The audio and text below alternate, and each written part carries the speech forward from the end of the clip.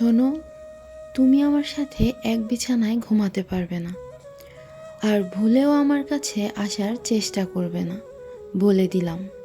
তুমি এসব কি কথা বলছো? তুমি কি আমার সাথে মজা করছো?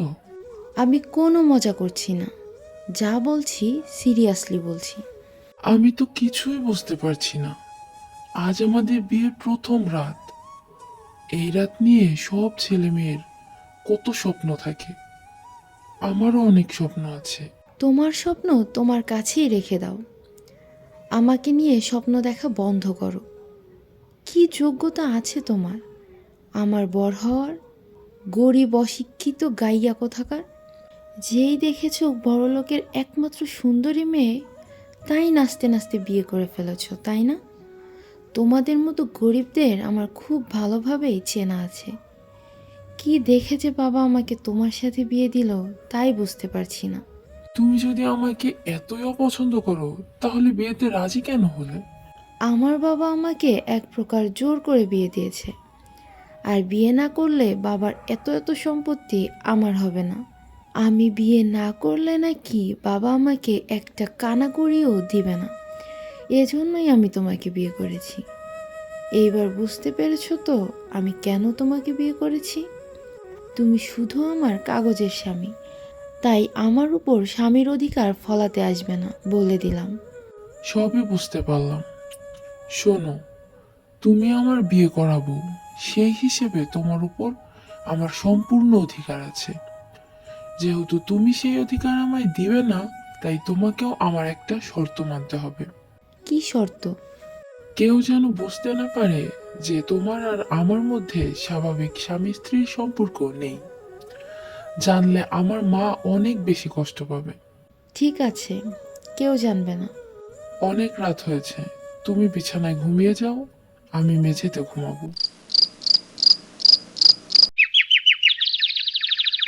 মা, তুমি যে রান্না করছো, ভাবি উঠেনি?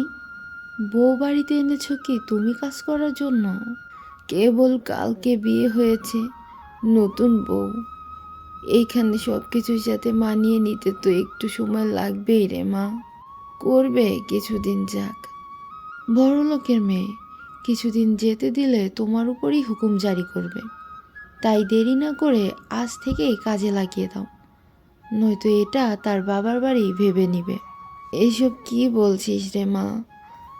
ওই মেয়ে তোর ভাইয়ের বউ, তোর ভাবি, এখন থেকে আমাদের পরিবারের সদস্য। ও বাবা মা সবাইকে ছেড়ে আমাদের কাছে এসেছে। আমরা যদি ওকে আপন না করে নিই, তবে ওর যে এটা পরের বাড়ি মনে হবে। শোন রে মা, প্রতিটা মেয়েই তার বাবার বাড়ি থেকে শ্বশুর বাড়িতে আসে অনেক স্বপ্ন নিয়ে। সেই মেয়ে চায় সবাইকে ভালোবেসে একসাথে থাকতে, কিন্তু শ্বশুর বাড়ির লোকরা যদি তাকে প্রথম থেকেই দূরে ঠেলে দেয়, তাহলে ওই মেয়ের মন ভেঙে যায় রে মা। পরে স্বামীকে নিয়ে আলাদা থাকতে চায়। তাই আমাদের উচিত ওকে আপন করে নেওয়া।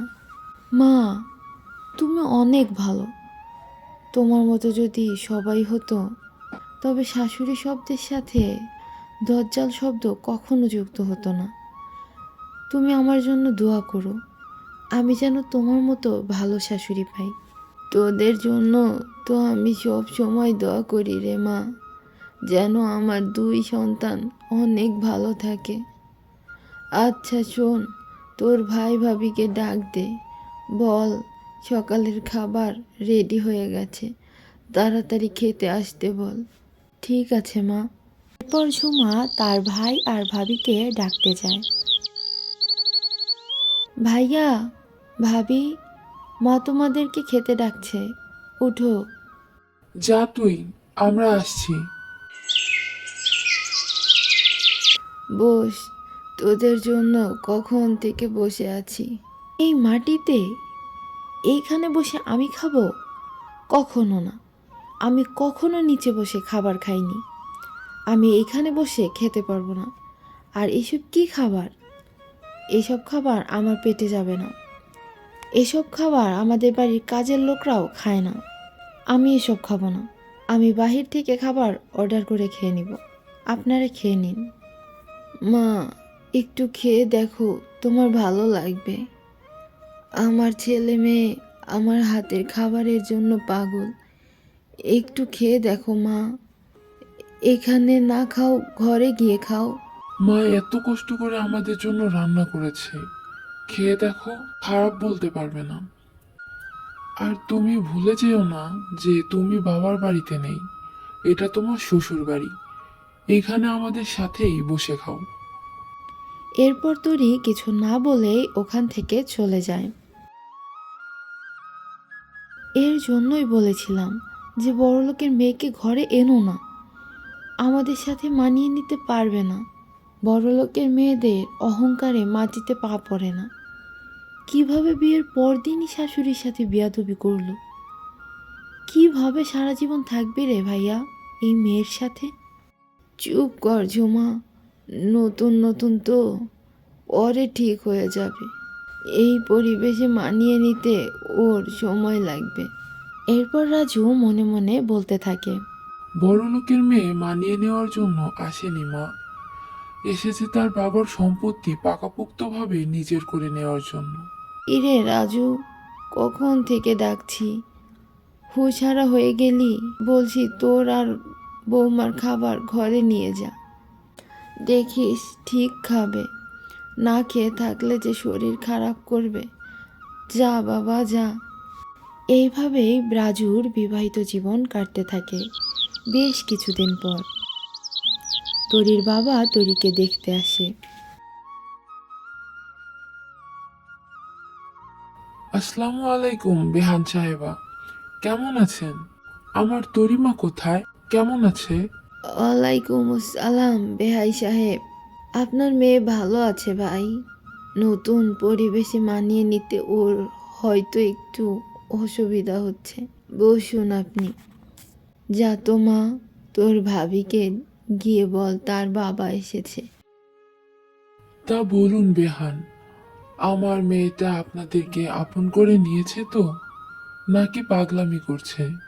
না না বেহাই, মেয়েটা তো লক্ষ্মী আছে, একটু ছেলে মানুষ, এই আর কি। দেখুন, মা মরা মেয়েটা আমার অনেক আদরের।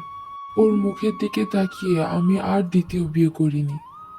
আমি আপনার ছেলের সাথে বিয়ে দিয়েছি যাতে ও মায়ের আদর ভালোবাসা পায়।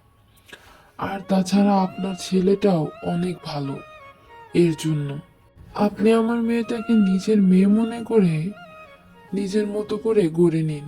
আপনি কোনো চিন্তা করবেন না ভাই, ওকে আমি নিজে বউ মনে করি না, আমার আরেকটা মেয়েই মনে করি। ওই তো তোরই মা আসছে।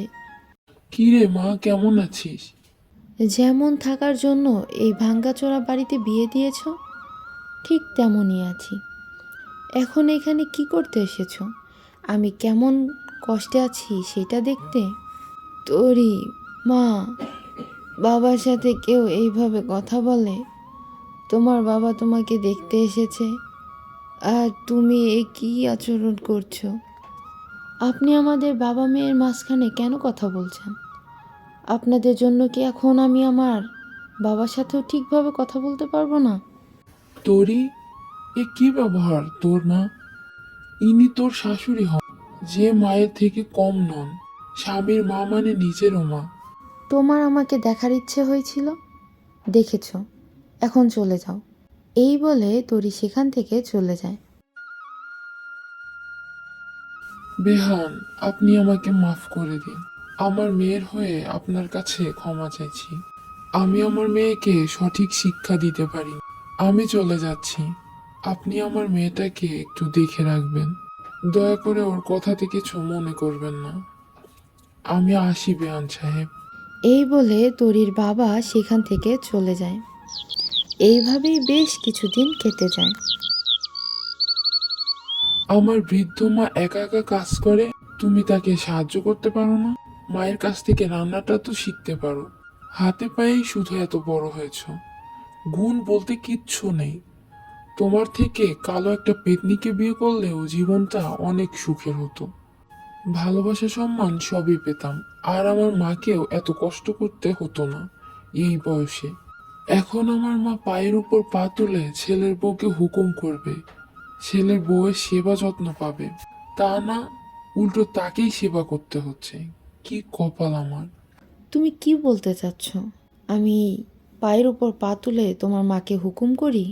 আমি তোমাদের বোঝা হয়ে আছি? ঠিক আছে, আমি আর এক মুহূর্ত এই বাড়িতে থাকবো না। এক্ষুনি আমি চলে যাব। এত কথা সহ্য করে তো আমি এইখানে পড়ে থাকবো না। আরে যাও যাও, তুমি এইখানে থাকলেও যা, না থাকলেও তাই। বউ থাকতেও বউ নেই, আমার জীবনটাই শেষ হয়ে গেল। হ্যাঁ হ্যাঁ, চলে যাব। আর এক মুহূর্ত এখানে থাকবো না। সময় মতো ডিভোর্স লেটারটা পেয়ে যাবে। এই বলে তরি সেখান থেকে বাপের বাড়ির উদ্দেশ্যে বেরিয়ে পড়ে।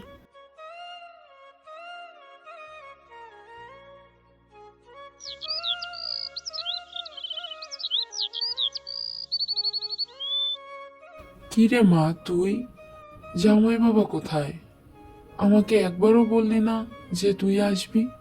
আমার এখন বাড়িতে আসতে গেলে বলে আসতে হবে? এটা কি আমার বাড়ি না বাবা? আমি একবারে চলে এসেছি বাবা। আমি আর পারছি না ওই পরিবেশে মানিয়ে নিতে। তুমি কেন আমাকে অমন একটা ছেলের সাথে বিয়ে দিয়েছো বলো তো বাবা? আমার জীবনটা শেষ হয়ে গেল বাবা, শেষ হয়ে গেল। এই বলে তরি কাঁদতে কাঁদতে তার রুমে চলে যায়। এরপর একদিন তরি একটা আত্মীয় বাড়িতে বেড়াতে যায়। সেখানে একজন বলতে থাকে, দেখ দেখ, মেয়েটা তো অনেক সুন্দর। সুন্দর হলেই হয় না, স্বামীর সংসার করার মতো যোগ্যতা থাকতে হয়। রূপ দিয়ে তো সংসার হয় না, সংসার করতে গেলে গুণও থাকতে হয়। বুঝতে পেরেছি, এ তো তাহলে মাকাল ফল রে। এসব শুনে তরি সেখান থেকে চলে আসে। এইভাবে আরও বেশ কিছুদিন কেটে যায়। বাবা রাজু, বলি কি বাবা, তুই ওই মেয়েকে ভুলে যা। ওই মেয়েকে ডিভোর্স দিয়ে আরেকটা বিয়ে কর, যে তোর মূল্য দিবে। আর যেই মেয়ে তোর মূল্য দিল না, সংসার ছেড়ে আমাদেরকে ছেড়ে চলে গেল, তার জন্য আমার ছেলের জীবনটা নষ্ট হোক, আমি তা চাই না। অনেক তো চেষ্টা করলাম নিজের করে নিতে, পারলাম না। তুই বাবা ওকে ভুলে যা। আমি তোর জন্য ভালো দেখে একটা সংসারী মেয়ে দেখি, যে তোকে ভালোবাসবে আর আমাদেরকেও ভালোবাসবে। মা, আমি এখন এইসব ভাবতে চাচ্ছি না। আর তোরই আমার জীবনের প্রথম ভালোবাসা, ওকে আমি এত সহজে কিভাবে ভুলি? যদিও ওর আর আমার সম্পর্ক আর 10 জন স্বামী স্ত্রীর সম্পর্কের মতো স্বাভাবিক না, তবুও আমি ওকে ভালোবেসে ফেলেছি, অনেক বেশি ভালোবেসে ফেলেছি মা। কি করে ওকে ভুলে অন্য মেয়ের সাথে সম্পর্কে জড়াবো বলো তো মা? ঠিক আছে বাবা, তুই যা ভালো মনে হয় কর। দেখ তোরই মা তার ভুল বুঝতে পারে কিনা। এরপর বেশ কয়েক মাস কেটে যায়। শোন তুরি, তোর জন্য একটা ভালো খুশির খবর আছে। কি খবর বাবা? রাজু তোকে ডিভোর্স দিবে, আর রাজুর বিয়েও ঠিক হয়ে গেছে। মেয়েটা অনেক শান্তশিষ্ট, তাই আমাকে ওর মা বলল। কি বলছো বাবা? রাজুর বিয়ে মানে? এখনো ডিভোর্স হয়নি তার, আগেই মেয়ে দেখে বসে আছে? কেন, তোর কি কোনো অসুবিধা আছে? তোর তো ভীষণ খুশি হওয়ার কথা। তুই তো ডিভোর্স পেলে পুরোপুরি মুক্ত হয়ে যাবে, তোর মনের আশা পূরণ হবে। তরি কিছু না বলে সেখান থেকে চলে যায়। এইভাবে আরো কিছুদিন কেটে যায়। একদিন, বাবা, আমি তোমাকে কিছু বলতে চাই। কি বলবি মা, বল। তুমি আমাকে আমার শ্বশুর বাড়িতে দিয়ে আসো। আমি রাজুকে ভালোবেসে ফেলেছি, আগে বুঝিনি। চলে আসার পর একটু একটু করে বুঝেছি। আর ওর মা আমাকে নিজের মেয়ের মতো ভালোবেসেছে, আমি বুঝতে পারিনি, তাই চলে এসেছি। প্লিজ বাবা, আমাকে দিয়ে আসো। ঠিক আছে, কালকেই চল তাহলে। কেমন আছেন বেহান? জামাই বাবা কেমন আছো? আমরা ভালো আছি, আপনি কেমন আছেন? তোরি মা কেমন আছো? ভালো নেই মা, আপনাদের ছেড়ে আমি একদম ভালো নেই। আমাকে আপনারা ক্ষমা করে দিন। আমি অনেক ভুল করেছি। আমি আপনাদের সাথে থাকতে এসেছি। মা, আমাকে কি ফিরিয়ে দিবেন? এটা তো অনেক ভালো কথা মা। আমি তোমাকে ফিরিয়ে কেন দিব? আমি যে তোমাকে মেয়ের মতো ভালোবেসেছি। মেয়েকে কি কোনো মা ফিরিয়ে দেয়? রাজু, তুমি কি আমাকে ক্ষমা করবে না? আমি যে অহংকারে অন্ধ হয়ে তোমাকে অনেক কষ্ট দিয়েছি। ভালোবাসার মানুষকে কি ক্ষমা না করে থাকা যায়? আমি যে তোমার ফেরার অপেক্ষায় ছিলাম। এইবার আমি নিশ্চিন্ত হলাম। এখন আমার মরেও শান্তি হবে। এখন থেকে আমরা হাসি খুশিতে দিন কাটাবো। কত ভালো হবে।